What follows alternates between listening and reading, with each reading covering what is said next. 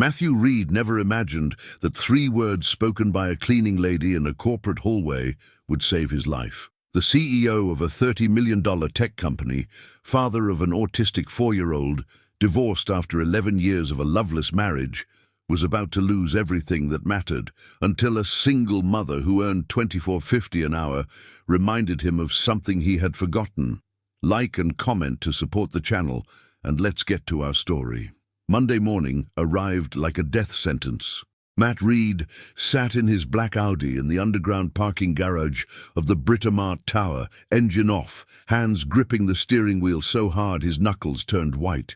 He hadn't slept in 72 hours, hadn't eaten, hadn't showered. The same clothes from Friday night clung to his body, wrinkled and sour with dried sweat. Outside the tinted windows, Auckland's corporate district was waking up, glass towers reflecting the pale winter sun, thousands of people moving with purpose toward their desks, their meetings, their ordinary lives. Matt couldn't remember what ordinary felt like anymore. His phone buzzed for the 17th time, messages from his CFO, his assistant, his lawyers. He ignored all of them. The only message that mattered had come 72 hours ago, Friday at 7:30 p.m., while he was reviewing quarterly reports in his penthouse apartment overlooking Viaduct Harbor. Brooks' voice on the phone, cold and calculated as always. "I'm taking Leo to Miami.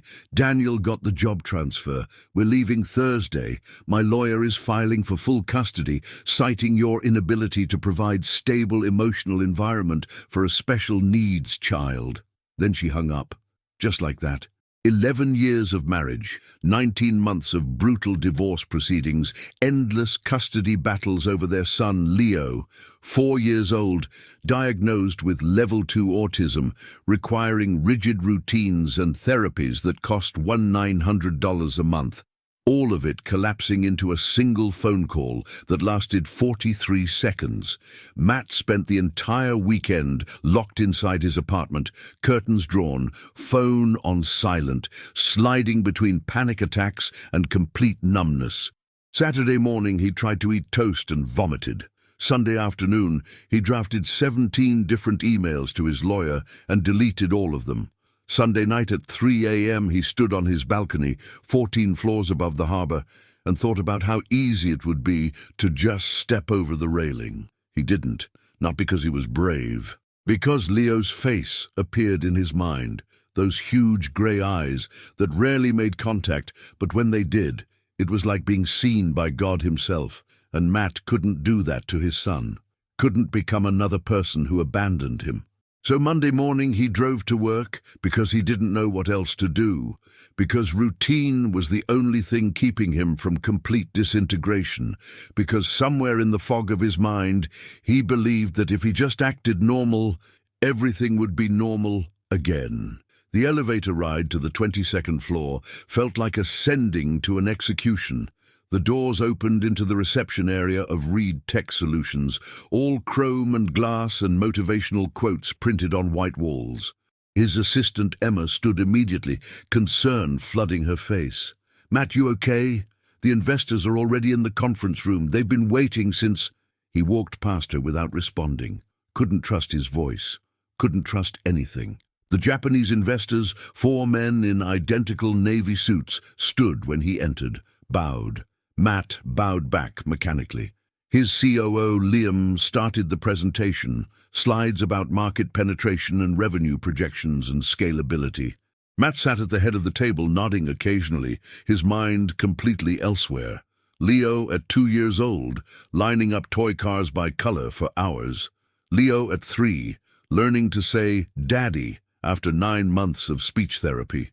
Leo last Tuesday, holding his hand in the parking lot of the therapy center, that rare moment of connection that made everything worth it. Musica. "Matt?"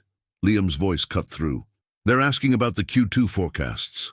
Matt looked up, 8 pairs of eyes staring at him. He opened his mouth to answer and nothing came out. Throat closed, chest tightening, room tilting slightly. He tried again. "The forecasts are—" His voice cracked, eyes burning. "No. Not here, not now," but his body betrayed him. 19 months of holding everything together, of pretending he was fine, of being the strong one, the successful one, the one who had everything under control, all of it shattered in a single moment. The first tear fell before he could stop it, then another.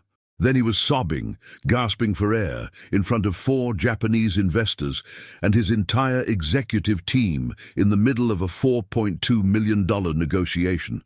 Matt stood abruptly, chair scraping loud against marble floor, and ran. Out of the conference room, down the hallway, into the executive bathroom, slamming the door behind him and locking it. He collapsed against the sink, looking at his reflection in the mirror. Red eyes, grey skin, a ghost wearing expensive clothes. This was it. This was rock bottom. 40 years old, CEO of a company he built from nothing, penthouse apartment, luxury car, and he couldn't even make it through a morning meeting without falling apart. His phone buzzed. Liam, Matt, we need you back here. Another buzz. Emma, should I call someone? Another. His lawyer. Urgent. Brooks' team filed motion for emergency custody hearing. Call me now. Matt slid down to the floor, back against the cold tile wall, and let himself break completely. He didn't hear the knock at first, too lost in his own collapse. Then a voice, soft, careful. Posso ajudar? Wait. Wrong language. Then in English, with a slight accent. Can I help? Matt's head shot up. A woman's voice, in the men's bathroom.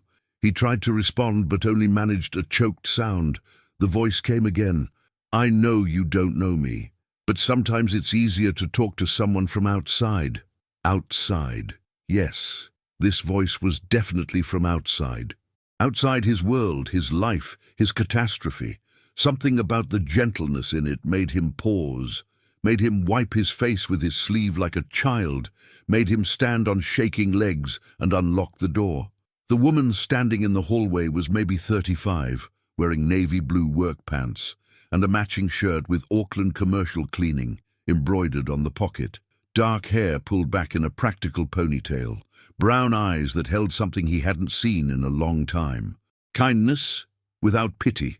She looked at him, really looked at him, not at his expensive watch or his tailored shirt or his executive bathroom breakdown, just at him. Musica. And then she said 3 words that changed everything. You haven't lost. Matt blinked, confused. What? You haven't lost your son. He's still here. You can still fight. As long as there's time, you haven't lost anything. Something cracked open in his chest.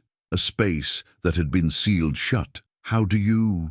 I heard people talking, in the hallway, about the CEO having a breakdown, about custody, about his son. She hesitated.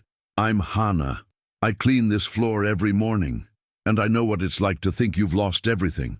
Matt stared at this woman, this stranger, this cleaning lady who shouldn't be talking to him, who definitely shouldn't be in the men's bathroom area, who was violating every corporate hierarchy protocol, and he started talking. Everything spilled out. The divorce, the betrayal, 11 years with Brooke, who married him for his money and his connections and never actually loved him.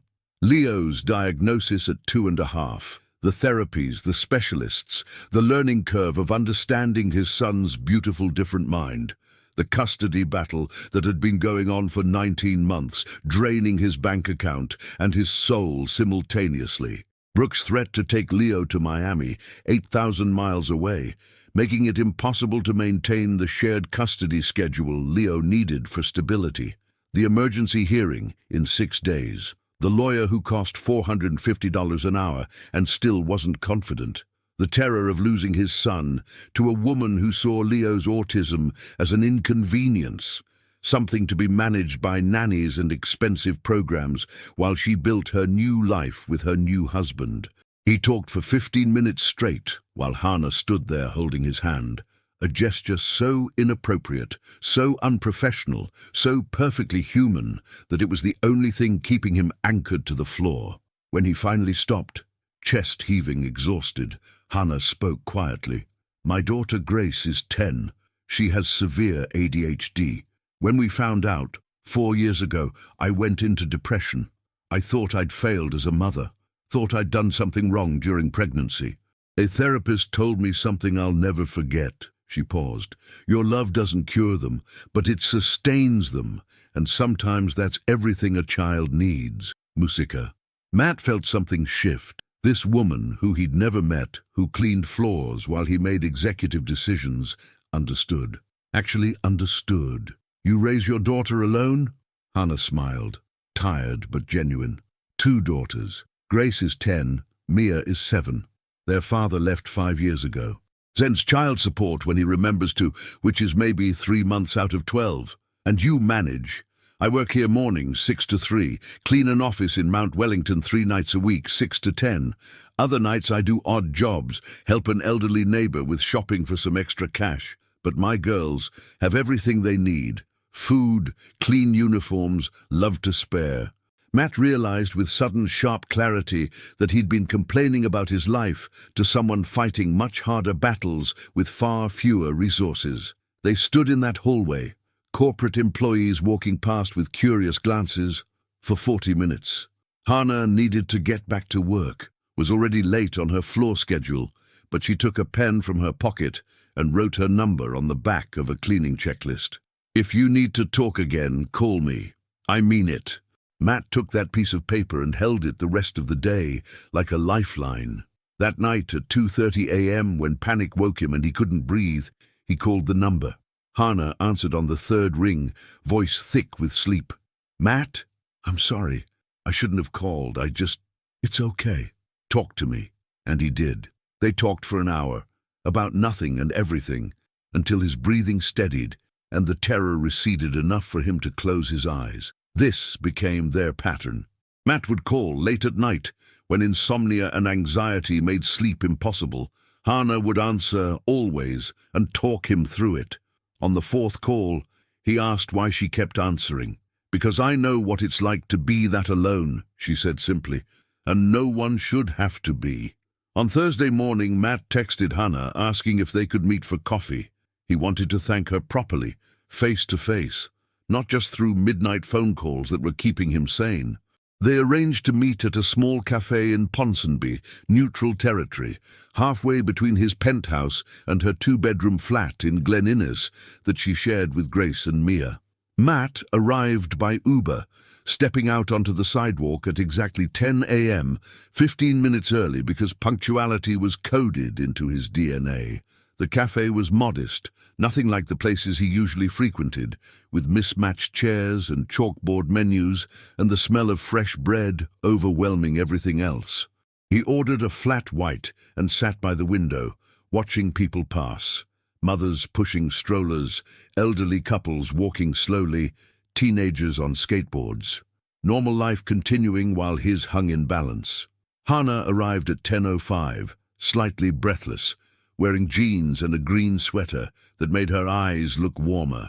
She'd come by bus, he realized, watching her check the time on her phone with a relieved expression. Sorry, the bus was running late. You're fine, I just got here.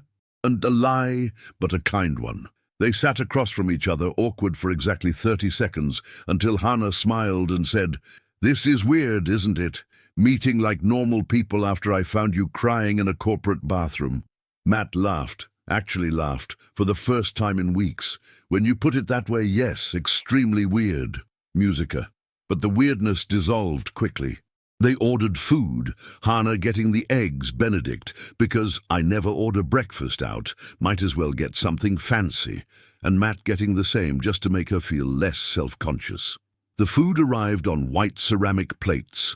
Perfectly poached eggs with hollandaise sauce, gleaming golden under the cafe lights, wilted spinach dark green underneath, crispy bacon on the side. Hannah cut into her egg, and the yolk ran thick and rich across the plate. Oh my God, she said, closing her eyes. This is ridiculous. Good ridiculous. Excellent ridiculous.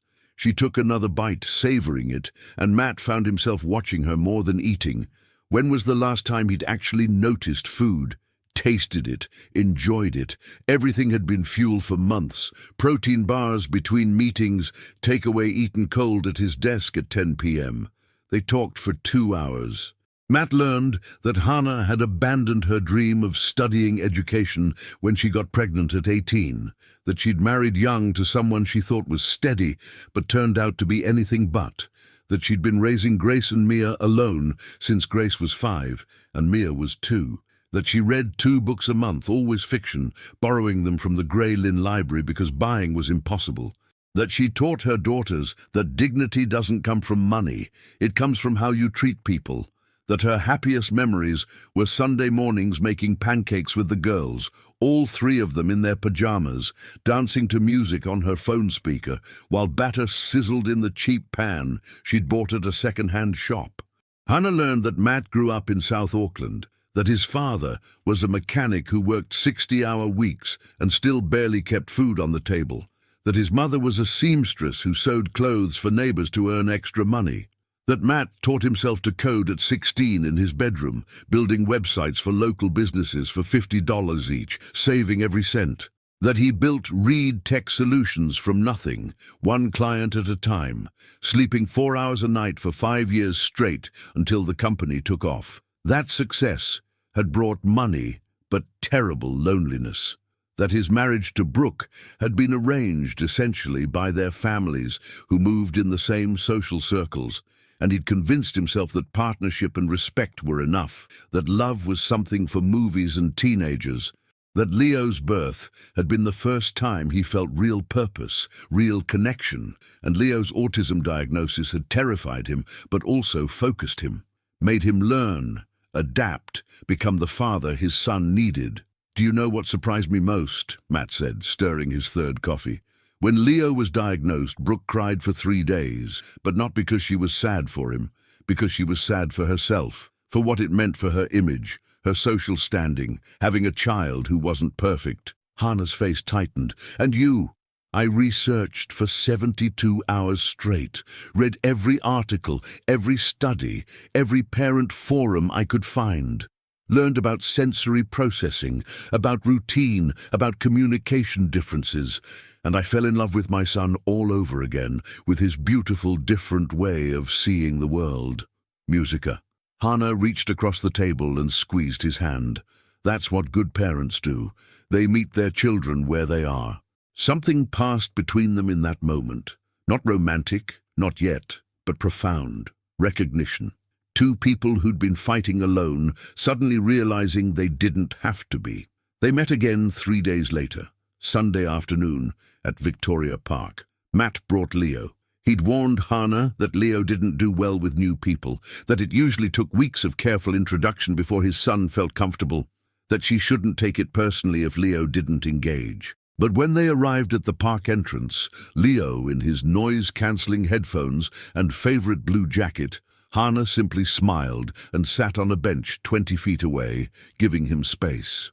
Matt set up their usual routine, spreading a blanket, taking out Leo's preferred snacks in their specific containers, letting his son organize his toy cars by color on the grass. Hannah watched quietly, not approaching, not trying to force interaction.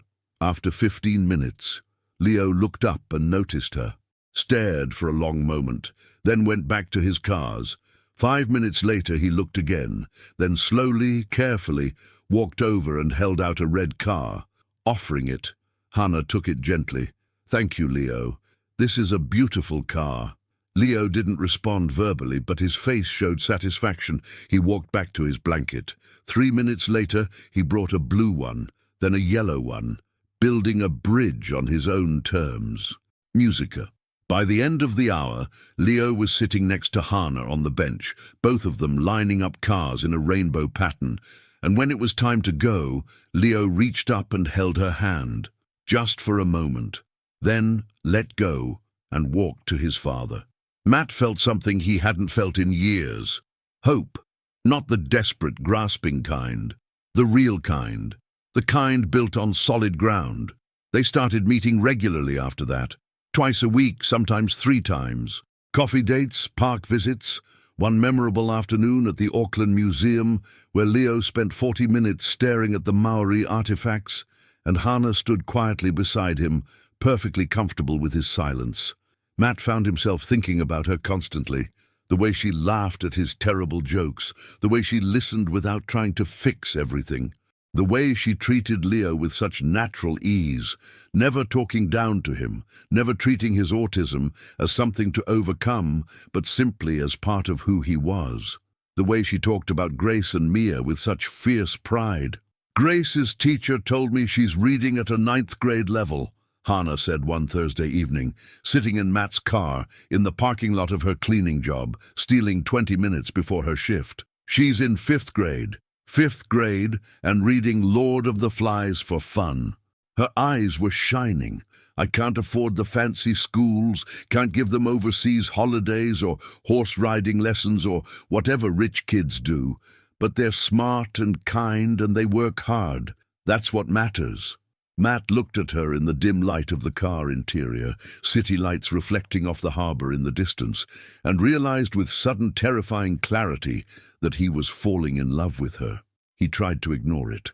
Tried to convince himself it was just gratitude, just the comfort of having someone who understood. But when his mother called demanding a family meeting and he knew it was going to be bad, the first person he wanted to call was Hannah.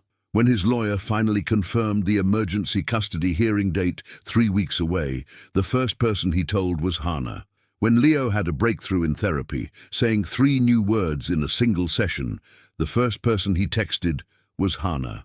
She was becoming the center of his world, and it scared him more than the custody battle. Musica. Because loving someone meant the possibility of losing them, and he'd already lost so much. But Hannah was already in too deep too. She didn't tell her daughters about Matt at first, keeping that part of her life separate, careful. But Grace noticed her smiling at her phone more. Mia asked why Mommy was singing while cooking dinner. And when Hannah's best friend Aroha asked her directly, "Is there someone?" Hannah couldn't lie. "Maybe. Yes. I don't know."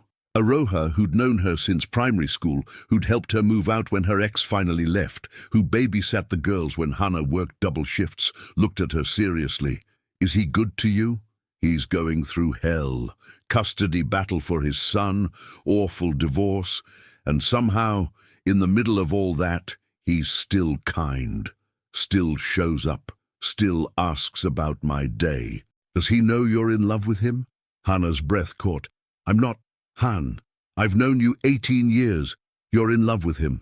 And Hannah, sitting in Aroha's tiny kitchen drinking cheap wine after the girls were asleep, finally admitted it. "I'm terrified." "Of what?" "That I'm not enough. That eventually he'll realize I'm just the cleaning lady who happened to be there when he fell apart. That his real life, his real world, doesn't have space for someone like me." The family meeting happened on a cold Wednesday evening at his mother's house in Remuera, one of Auckland's wealthiest suburbs, where houses had 3-car garages and harbour views and security gates. Matt drove there with his stomach in knots, knowing exactly what was coming. His mother, Diane Reed, 63 years old, owner of 7 franchise English-language schools across Auckland and Wellington, sat at the head of the dining table like a CEO running a board meeting. His older brother James, corporate lawyer, suit still on from work. His younger sister Rachel, married to a surgeon, 2 perfect children in private school. They all looked at him with identical expressions of concern mixed with judgment. "Matthew," his mother began, folding her hands on the mahogany table, "we need to talk about this woman you're seeing." Matt's jaw tightened. "Her name is Hannah." "Fine. Hannah." James did some research. Of course he did. James pulled out a folder, actually printed papers like this was a business presentation.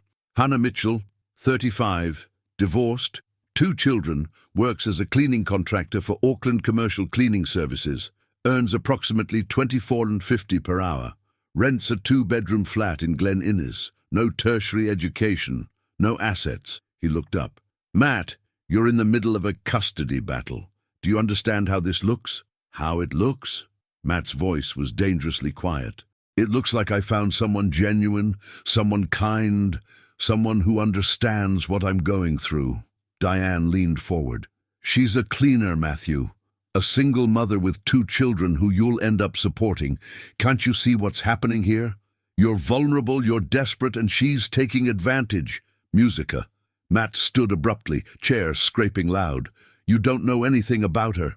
I know enough, his mother shot back. I know that Brooks' lawyers are going to tear you apart with this, introducing your autistic son to a stranger's children, dating someone from completely different social circumstances, bringing instability into Leo's life right before a custody hearing. They're going to paint you as reckless and emotionally unstable. Rachel spoke up softer. Matt, we're worried. We love you. But the timing is terrible. Can't you just wait until after the custody is settled? Wait! Matt looked at his sister. Wait to be happy. Wait to feel something real for the first time in years. Wait to be smart, James said bluntly. Look, I get it. You're lonely. The divorce was brutal. But this woman, she's not appropriate for someone in your position. My position? A CEO, a father, a Reed. Matt laughed, bitter and sharp. You mean rich. Just say it. She's not appropriate because she's poor. The silence was damning. Diane broke it. This isn't about money. It's about protection, for you and for Leo. And yes, about social compatibility. You think she'll fit into your world? Your business dinners? Your charity galas? Your investor meetings? I don't care about any of that. Then you're not thinking clearly. His mother's voice turned cold. She has 2 daughters, Matthew. 2 children that will become your financial responsibility the moment this gets serious. Is that what you want? 3 more dependents when you're already stretched thin, fighting for custody of your own son?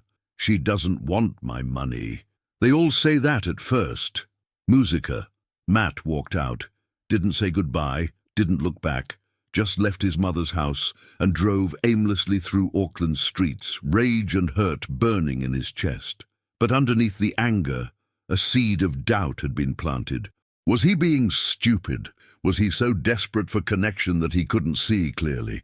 He drove to Mission Bay, parked facing the dark water, and called Hannah. Hey, she answered immediately. How'd it go? Terrible. They hate you without even meeting you. Silence on the line. Then, because I'm poor. It wasn't a question. Because they're snobs. Matt. No, I'm serious. They're acting like you're some gold digger when you won't even let me pay for coffee half the time. Hannah's laugh was sad. I'm used to it. People make assumptions. Well, they're wrong. About everything. They talked for an hour. Hannah in her living room with the girls asleep in the next room. Matt in his car watching the tide come in. And by the end he felt centered again. His family was wrong. He knew what he felt. This was real. But 2 weeks later, reality hit harder than family judgment. Matt's lawyer called on a Friday afternoon, voice tight with stress. We have a problem. Brooks' legal team submitted new evidence. Photos of you with Hannah and the children at Victoria Park, at the museum, at a cafe in Ponsonby. They're arguing you're exposing Leo to unstable environments and unqualified individuals. Matt's blood ran cold. Unqualified? She's a mother. She has her own special needs daughter. She's better with Leo than half the therapists we pay. I understand, but they're framing it as reckless. Introducing Leo to a stranger and her children during a sensitive period, the judge ordered an emergency session to review, Wednesday at 2 p.m. Matt hung up and immediately called Hannah. She answered on the first ring, laughing at something one of the girls said, and his heart broke having to tell her. When he finished explaining, the laughter was gone. I'm the problem. No, Brooks the problem. Her lawyers are the problem. Matt, I'm literally being used as evidence that you're an unfit parent. Her voice cracked. That's what I am to them. Evidence. That's not what you are to me, Musica. But it's what I am to the court, and that's what matters right now. They met in person that night, after Hannah's evening cleaning shift, in the parking lot of the office building where she worked. She got into his car, exhausted, smelling faintly of cleaning solution and lemon polish, and Matt wanted to hold her, but she held up a hand. I need to say something, and you need to listen. He nodded. I can't be the reason you lose your son. You're not. I will be. If the judge thinks you're unstable, if they think you're making bad decisions, if they use me as proof that you can't provide a suitable environment for Leo, I will be the reason. Tears were streaming down her face now. And I can't live with that. I won't. Hannah, I love you, she said, and Matt's breath stopped. First time either of them had said it. I love you, and that's exactly why I have to step back. If you love Leo, really love him, you'll let me go. That's not fair. None of this is fair. Her voice rose, then dropped. But Leo is 4 years old. He didn't choose this. You're his father. He needs you. And if me disappearing gives you a better chance at keeping him, then that's what happens. Matt was crying now too. I don't want to lose you. You're not losing me. You're choosing your son. That's what good fathers do. Musica. She kissed him once, soft and desperate, and then got out of the car. Matt watched her walk to the bus stop, shoulders straight despite everything, and couldn't move, couldn't breathe, couldn't believe this was happening. Hannah kept her word. She changed her cleaning shift to afternoons so she wouldn't cross paths with him in the building. Blocked his number because she knew if he called she'd answer, and she couldn't afford to weaken. Told Grace and Mia that her friend had to go away for a while, work stuff, and ignored their confused questions. Cried herself to sleep every night for a week. Matt fell apart for the second time in 2 months, but differently this time. The first breakdown had been helpless despair. This one was rage mixed with determination. He hired the best family lawyers in Auckland, a firm that charged $850 an hour and was worth every cent. Spent $85,000 in legal fees over 3 weeks, money he would have hesitated to spend before, but now didn't think twice about. Gathered evidence. 2 years of documentation proving he'd been a present, active father despite his demanding schedule. Photos and videos of every therapy session, every park visit, every bedtime story. Statements from 4 different therapists confirming that Leo had made significant progress under his father's care. Records showing he'd never missed a scheduled day, never been late to pick up, never skipped an appointment. Built a case that was unassailable. The emergency hearing happened on a grey Wednesday morning in the Auckland family court. Matt wore his best suit, arrived 30 minutes early, sat in the waiting area reviewing his notes while his stomach churned acid. Brooke arrived with her lawyer, her new husband Daniel, dressed like they were going to a business lunch. They didn't look at him. The hearing lasted 4 hours. Brooke's lawyer presented their case, painting Matt as an emotionally unstable workaholic who'd had a public breakdown and was making reckless personal decisions during a critical period. Showed the photos of him with Hannah and the children. Argued that taking Leo to Miami would provide stability, a 2-parent household, better schools, more resources. Matt's lawyer countered with the evidence they'd prepared. Medical records showing Leo's progress, testimonies from therapists, videos of father and son together, Leo's rare smiles, his growing vocabulary, his increasing comfort. Pointed out that Brooke wanted to remove Leo from everything familiar, all his routines, his support system, his father, to move 8,000 miles away for her new husband's career. Musica. And then Matt spoke.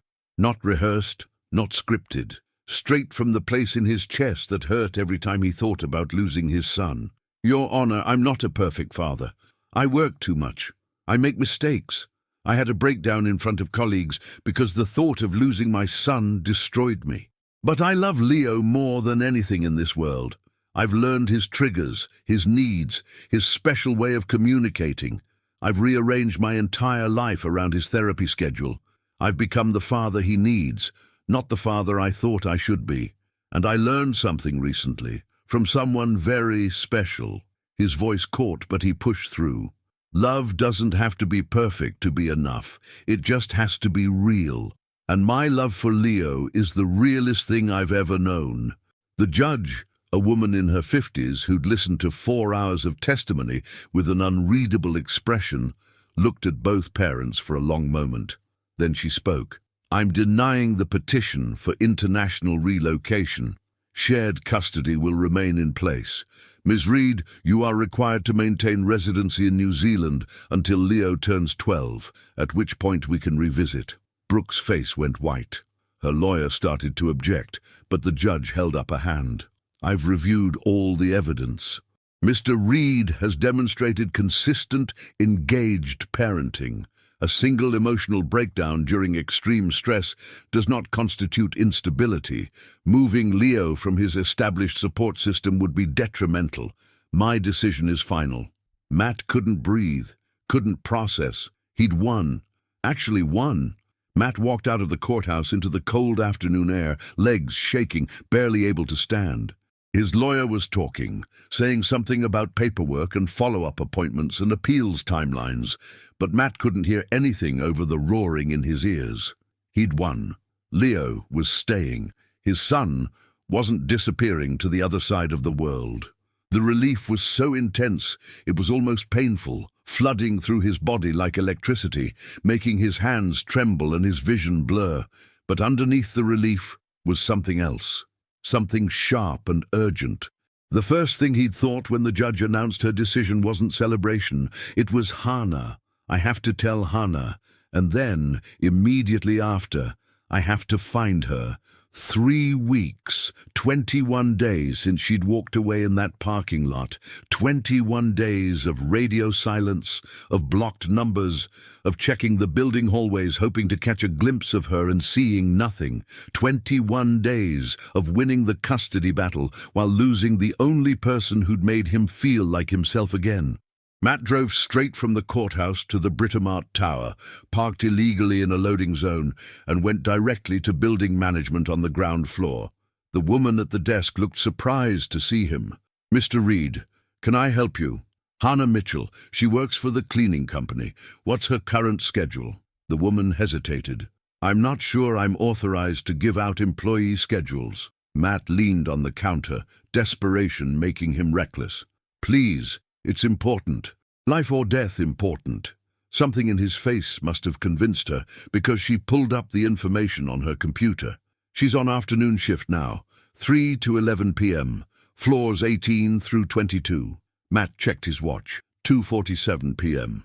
He went back to his car and waited, watched the building entrance like a detective on a stakeout. Employees came and went, suits and briefcases, everyone moving with purpose. At 3:15 p.m. he saw her. Inna walking toward the building entrance, work bag over her shoulder, hair pulled back, navy blue uniform. She looked tired, thinner than he remembered. Musica. Matt got out of the car and intercepted her on the sidewalk. "Hannah!" She stopped dead, eyes going wide. "Matt!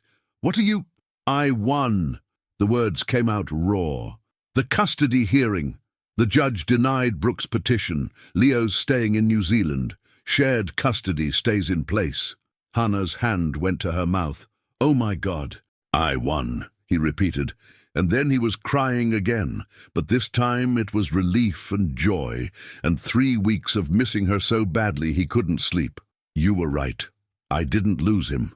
Hannah dropped her bag and hugged him right there on the sidewalk. Business people walking around them, downtown Auckland moving on with its day while they stood frozen in place. When they finally pulled apart, both of them were crying. "I'm so happy for you," Hannah said, wiping her eyes. "For Leo. This is what he needed. It's what I needed too, him and you." She shook her head. "Matt, no, listen. These 3 weeks have been hell. Yes, I won the custody battle, but I lost you. And it felt like winning and losing at the same time. You didn't lose me. You chose your son. That's what you were supposed to do. But I don't want to choose," Matt said. "I want both. I want Leo, and I want you, and I want your girls, and I want us to build something real together." Hannah looked at him with such sadness it broke his heart. "Your family hates me. The court used me against you. How is that building something real?" "Because I love you." Musica. The words hung in the air between them. Hannah closed her eyes. "You said it first," Matt continued. 3 weeks ago in that parking lot, you said you loved me and then you left. And I've been trying to respect your decision, but I can't. I can't pretend that what we have isn't worth fighting for. Even if it's complicated? Especially because it's complicated. Nothing worth having is easy, Hannah. You taught me that." They moved to a nearby cafe, neither of them wanting this conversation to happen on a street corner. Ordered coffee they didn't drink, Sat across from each other in a quiet corner booth, Hannah spoke first. I'm scared. Of what? Of being your project, your charity case, the poor single mother you rescued because it made you feel good about yourself. Matt reached across the table and took her hands. You're not my project. You're my partner, and I'm not rescuing you. If anything, you rescued me. That day in the hallway, you reminded me who I was, who I wanted to be. But the reality is, we're from different worlds. So we build a new world, together. He took a breath. I have a proposition, not a rescue plan. A partnership. Hannah waited, guarded. You told me once you wanted to study education, that you gave up that dream when you got pregnant at 18. She nodded slowly. I want to pay for your degree, not as a gift, as an investment in our future. You apply on your own merit. You do the work. You earn the qualification. I just cover the tuition. Matt, that's $30,000. It's an investment in someone brilliant who never got a fair chance. Musica. And there's more. My company needs someone in HR who actually understands people. Real people, not just corporate types. Starting salary, $78,000 a year. You'd work normal hours, be home for your girls, have benefits and stability. Hannah was staring at him. You're offering me a job? I'm offering you a fair opportunity. You'd have to earn the position, prove yourself, same as anyone. But yes, I want you working with me, building something together, professionally and personally. And what about living arrangements? You in your penthouse, me in Glen Innes, driving across the city every day? Matt hesitated. This was the big ask. I was thinking we find a place together. Not my penthouse, too much my old life. Not Glen Innes, too far from Leo's school and therapy. Somewhere in between. Mount Eden, maybe. 3 bedrooms minimum. Space for Leo, space for Grace and Mia, space for us. We split costs proportionally based on income. Hannah pulled her hands back. You're asking me to move in with you. I'm asking you to build a life with me. There's a difference. Is there? Yes, Matt said firmly. I'm not trying to save you, Hannah. I'm trying to save myself. These 3 weeks without you have been miserable. I won custody of my son, and I should have been celebrating, but all I could think about was how you weren't there to tell. How you were the person I wanted to share everything with, good and bad, success and failure, all of it. Deek, tears were streaming down Hannah's face now. What about your family? Your mother will disown you. Then she disowns me. I'm 40 years old. I don't need her approval anymore. And what do I tell my daughters? That Mommy's boyfriend is rich, so now we're moving to a nicer place, and I'm going to university. Musica. You tell them the truth, Matt said quietly. That you met someone who loves you, who respects you, who wants to build a partnership based on equality and mutual support. And that good things can happen to good people. You tell them that dignity doesn't come from how much money you have, but from how you treat others and how you let others treat you. You tell them exactly what you've been teaching them all along. Hannah was silent for a long moment, processing. Then she asked the question that mattered most. Do you love my daughters? I don't know them yet. Not really. But I want to. I want to learn what makes Grace laugh and what books Mia likes, and how to help with homework and what their favorite foods are. I want to be part of their lives, if they'll let me. And Leo? How does he fit into this? Leo already loves you. You know that. He's been asking about Han for 3 weeks straight. His therapist says he's regressed a bit, asking for you at bedtime. Fresh tears. I didn't know. Because you blocked my number and changed your schedule, which I understand. But Hannah, Leo needs you too, not just as my girlfriend or my partner, as someone who sees him and understands him. You're good for him in ways I can't even articulate. Hannah wiped her face with a napkin. This is insane. Completely. Your family will make our lives hell. Probably at first, but they'll adapt or they won't. Either way, we'll be okay. I'll still be the cleaning lady who trapped the rich CEO in everyone's eyes. And I'll still be the rich CEO who was saved by the cleaning lady's kindness in mine. Musica. Which story matters more to you? That question hung in the air. Hannah looked at him, really looked at him, seeing past the expensive suit and the executive title and the money to the man underneath, the man who'd broken down in a bathroom, who'd fought like hell for his son, who'd spent 3 weeks miserable because he missed her, who was offering not to save her, but to walk beside her. "Okay," she said finally. "Okay?" Matt's heart leaped. "Okay, we try, we build something together, but I have conditions.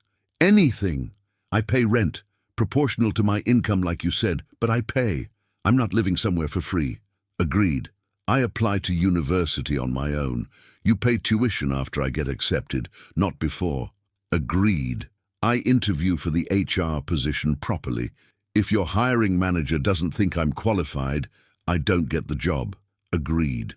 And we go slow with the kids. We don't move in together immediately.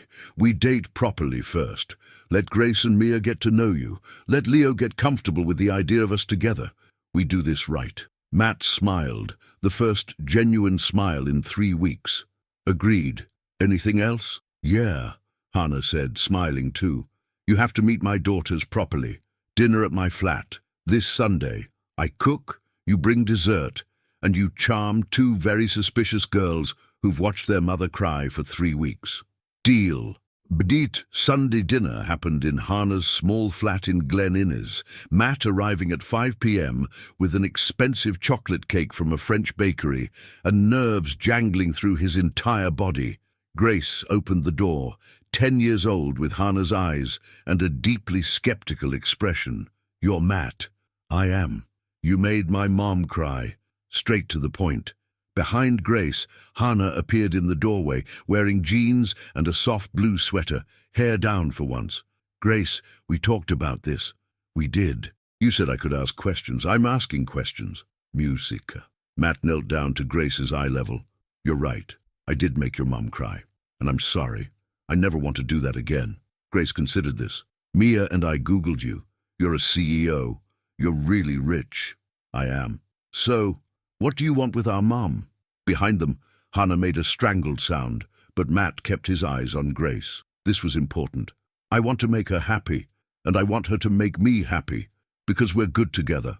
We understand each other. Is that okay with you?" "Depends," Grace said seriously. "Do you like reading?" "I do." "What's your favorite book?" "The Count of Monte Cristo. It's about a man who loses everything and fights to get his life back." Grace's face softened slightly. "That's a good one. Okay, you can come in." Dinner was spaghetti bolognese, garlic bread, green salad. Simple food, but prepared with care, served on mismatched plates in a kitchen barely big enough for the 4 of them. Mia, 7 years old with pigtails and a pink sweater, asked approximately 400 questions. What kind of car did he drive? Did he have pets? Had he ever been to Disneyland? What was his favorite color? Did he know how to do cartwheels? Matt answered patiently, making her giggle when he admitted he definitely could not do cartwheels. Grace asked harder questions. Where did he grow up? What did his parents do? Why did he and Leo's mum get divorced? What happened in the custody case? Hannah tried to intervene, but Matt shook his head. These girls deserved honesty. He told them the truth, age-appropriate but real. By the end of dinner, Mia was showing him her drawings, and Grace was explaining her favorite fantasy series, and Hannah was watching from the kitchen doorway with tears in her eyes. Good tears this time. When Matt left at 9 p.m., Grace gave him a careful hug. "You can come back," she said, "if you want." "I want to very much." "Okay then." The next 8 months happened in stages, like building a house brick by brick. Not perfect, not easy, but real. Hannah applied to the University of Auckland's education program in February, sitting for the entrance exam in a classroom full of 18-year-olds while she was 35, with 2 children and a full-time job. Passed with scores high enough to qualify for partial scholarship. Started classes in March, 2 evenings a week and Saturday mornings. Matt paid the remaining tuition, $8,400 per semester, and never once mentioned the money. Hannah interviewed for the HR coordinator position at Reed Tech Solutions, with Matt's hiring manager, Sarah, a no-nonsense woman in her 50s who grilled her for 90 minutes about conflict resolution and employee relations and diversity initiatives.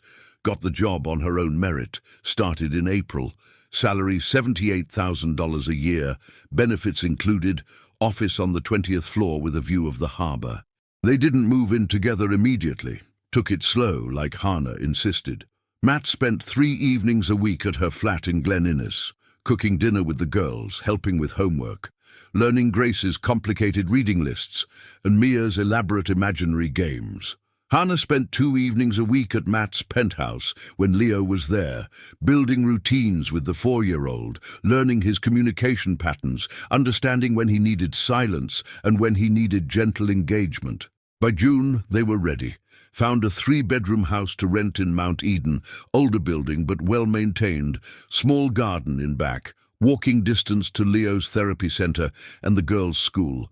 Split rent proportionally, Hannah paying $800 a month, Matt covering the rest. Moved in over a weekend in July, all 4 children confused and excited and nervous. The first night in the new house, they ordered pizza and sat on the living room floor eating from boxes because the dining table wasn't assembled yet. Leo lined up his toy cars on the windowsill. Grace read aloud from her current book. Mia drew pictures of their new home with everyone smiling, and Hannah looked at Matt across the chaos and mouthed, "Thank you." Musica, he mouthed back, "Thank you too." But building a blended family wasn't a fairy tale. Grace struggled with Matt's authority at first, testing boundaries, acting out because her biological father had abandoned her, and trusting another man felt dangerous. Matt handled it with patience, never pushing, letting her come to him on her own timeline. Mia attached quickly, maybe too quickly, calling Matt dad within 2 months, and having to be gently corrected because her actual father still existed, even if he was absent. Leo regressed initially with the new living situation, needing extra therapy sessions, melting down over changes to his routine. Grace and Mia fought constantly the first month, typical sibling rivalry amplified by stress. The house was loud and messy, and nothing like the quiet, controlled environment Matt had lived in for years. Some nights he lay awake wondering if he'd made a terrible mistake. But then Leo would reach for his hand, and Hannah's hand simultaneously, linking the 3 of them together. Or Grace would ask him for help with a math problem, tentative trust building. Or Mia would insist he read her bedtime story, not Mommy, specifically him, and he'd remember why they were doing this. Matt's mother didn't speak to him for 4 months, refused his calls, didn't attend family gatherings if she knew he was bringing Hannah, sent cold formal emails about disappointment and poor judgment. His brother James was civil but distant, clearly uncomfortable with the whole situation. Only his sister Rachel tried, inviting them all to Sunday lunch in August, treating Hannah with careful politeness and the girls with genuine warmth. It wasn't acceptance exactly, but it was something. The corporate world was worse in some ways. Rumors spread through Auckland's business community fast. The CEO of Reed Tech Solutions, living with his former cleaning lady. People whispered at networking events, made jokes Matt wasn't supposed to hear.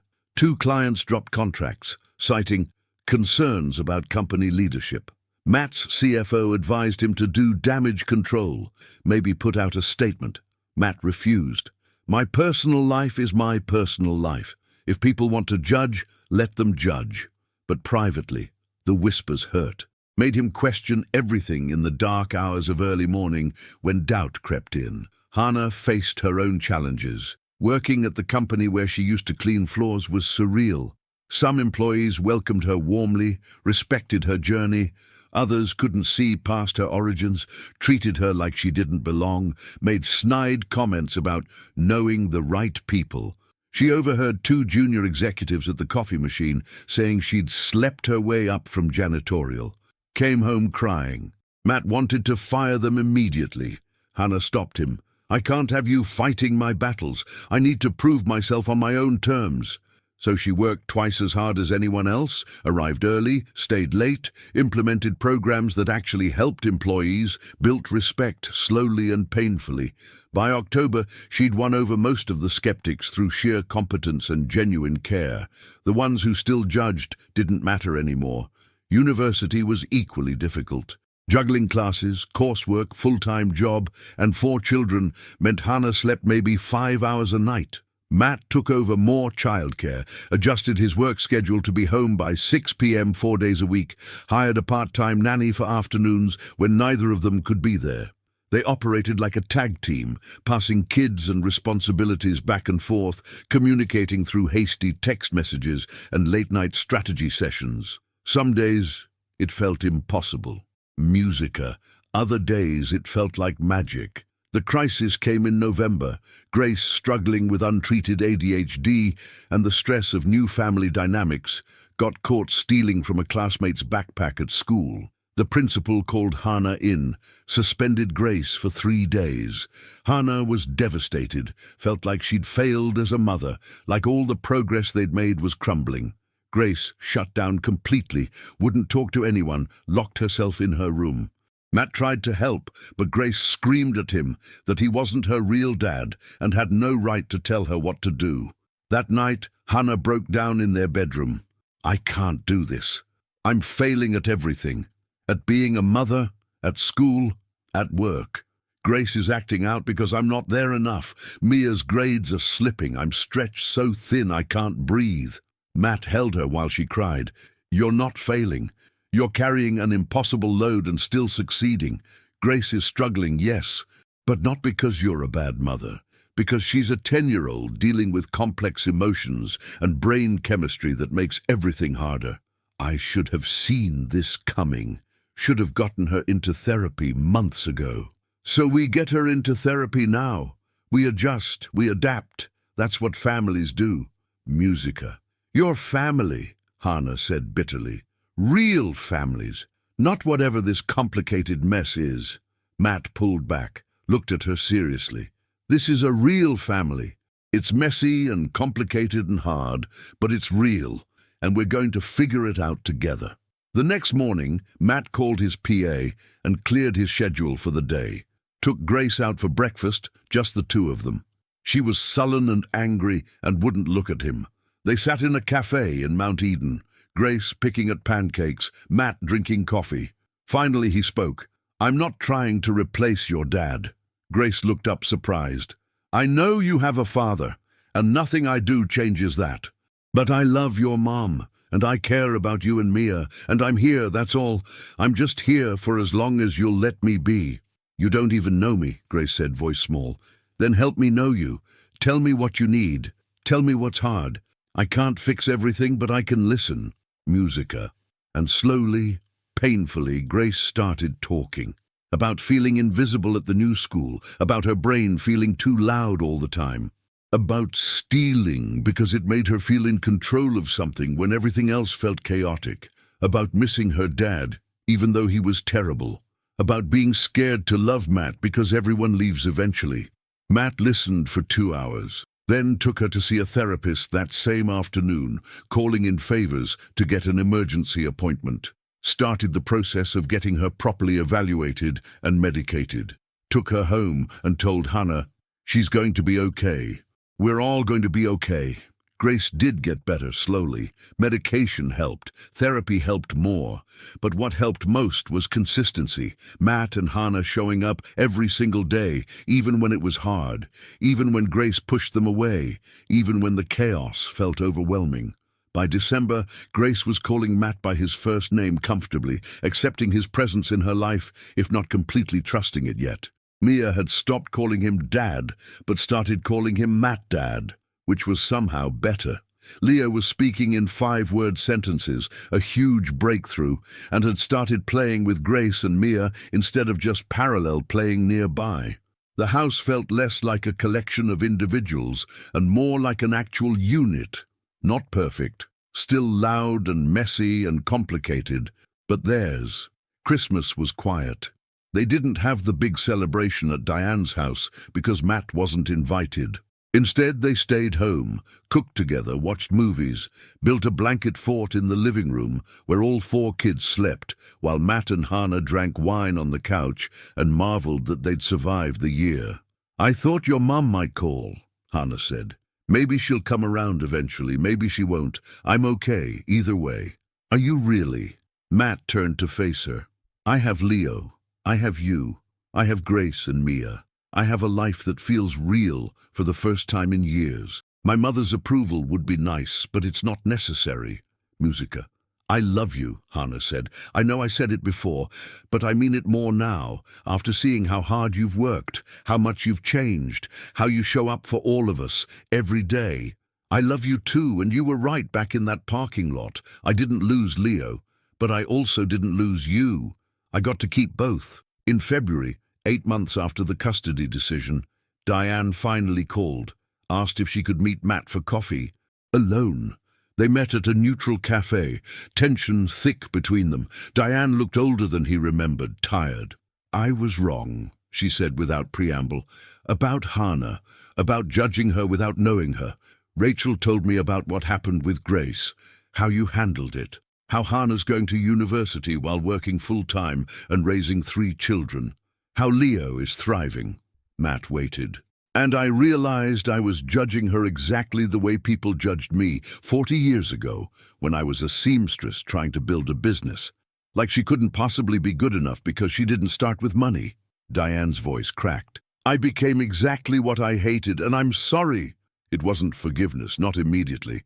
Trust took time to rebuild, but it was a start. By Easter, Diane was coming to Sunday dinners occasionally, bringing gifts for all the children, treating Hannah with cautious respect that gradually warmed into something almost like approval. May brought Hannah's first-year university results. Straight A's. She cried, reading the transcript, couldn't believe it was real. June brought Leo's 6th birthday, celebrated with a small party where he actually played party games instead of isolating huge progress.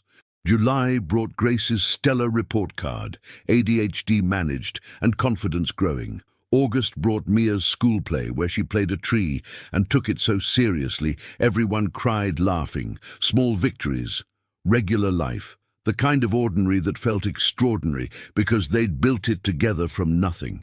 One Saturday morning in late August, warm winter sun breaking through clouds, they took all 4 children to the Mount Eden playground. Nothing fancy, just a neighborhood park with swings and slides and a climbing frame. Leo played in the sandbox, lining up trucks with intense concentration. Grace read on a bench. Mia hung upside down from the monkey bars, shrieking with joy. Matt and Hannah sat on a park bench watching, shoulders touching, hands linked. Remember when we met? Hannah asked. You were having a breakdown in a bathroom, and I was the cleaning lady who interrupted. Best interruption of my life. You asked if I'd ever imagined this, all of us together. Did you? Musica. Hannah smiled. No, never. This is better than anything I could have imagined. And sitting there in that ordinary park in Mount Eden, watching children play and feeling the warmth of morning sun and Hannah's hand in his, Matt understood something fundamental. Wealth wasn't about money. It wasn't about penthouses or luxury cars or corporate success. It was about moments exactly like this one. 4 children who were learning to be siblings, a partner who saw him completely, a life built on honesty and effort and showing up even when it was hard. Not a fairy tale ending, but something better, a real beginning, not because someone saved someone else, but because 2 broken people decided to be whole together. Because 3 words spoken in a hallway reminded him that losing wasn't permanent, that love didn't require perfection, that family wasn't about biology or money or social class. It was about choosing each other every single day and building something true. This was wealth, not the money in his bank account, but the laughter of children in a playground. Not success measured in revenue, but in Leo's growing vocabulary and Grace's healing trust and Mia's unshakable joy. Not the approval of society, but the quiet certainty that he was exactly where he needed to be. Hannah squeezed his hand. Leo looked up from his trucks and smiled, actually smiled, directly at them. And Matt knew with absolute certainty that he hadn't lost anything. He'd found everything. Yeah,